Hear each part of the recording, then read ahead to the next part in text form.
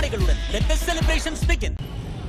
உதயநிதி ஸ்டாலின் எனக்கு தெரிந்து இன்றைக்கு கர்நாடகத்தில் ஆந்திராவில் இருக்கிற பவன் கல்யாண் என்பவர் சனாதனத்துக்கு எதிராக பேசுகிறவர்கள் அழிந்து போவார்கள் என்று உதயநிதியை மனதில் வைத்துக் கொண்டவர் சாபமிடுகிறார். நான் பவன் கல்யாணுக்கும் சொல்வேன், சங் பரிவார்களுக்கும் சொல்வேன், சனாதனிகளுக்கும் நாஞ்சில் சம்பத் திமுகவின் பழவளாவில் சொல்வேன். அன்றைக்கு வைக்கத்தில் போராட்டம் நடந்தது. தெற்கு திசையில் மனோகரமான மலையாள மண்ணில் வரலாற்று சிறப்பு மிகுந்த மகாதேவர் குடியிருக்கிற திருத்தலம் வைக்கம்.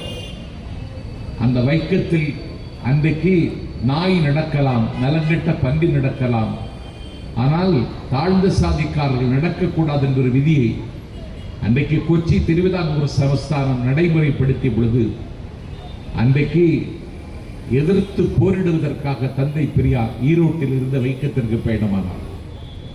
பெரியார் அந்த மக்களிடத்தில் பேசினார்.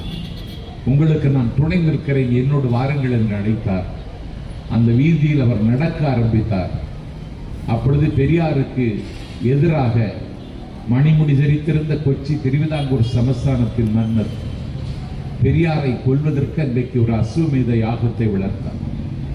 பெரியாருக்கு தகவல் சொல்லப்பட்டது, உங்களை கொன்று விடுவார்கள் போல் தெரிகிறது, மன்னர் யாகம் வளர்க்க ஏற்பாடு செய்து யாகத்தை எரிந்து கொண்டிருக்கிறது, யாகத்தின் முடிவில் நீங்கள் உயிர் துறந்து விடுவீர்கள் என்று சொல்லுகிறார்கள் என்று பெரியாரிடத்தில் சொன்னார்கள்.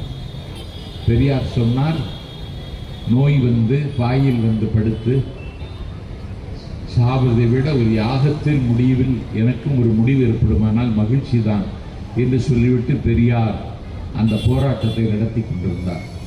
யாகம் முடிந்தது. யாகம் முடிந்த அடுத்த 10 நிமிடங்களில் செய்தி வந்தது, கொச்சி திருவிதாங்கூர் சமஸ்தானத்தின் மன்னர், யாகத்துக்கு ஏற்பாடு செய்த மன்னர் இறந்து விட்டார் என்று செய்தி வந்தது.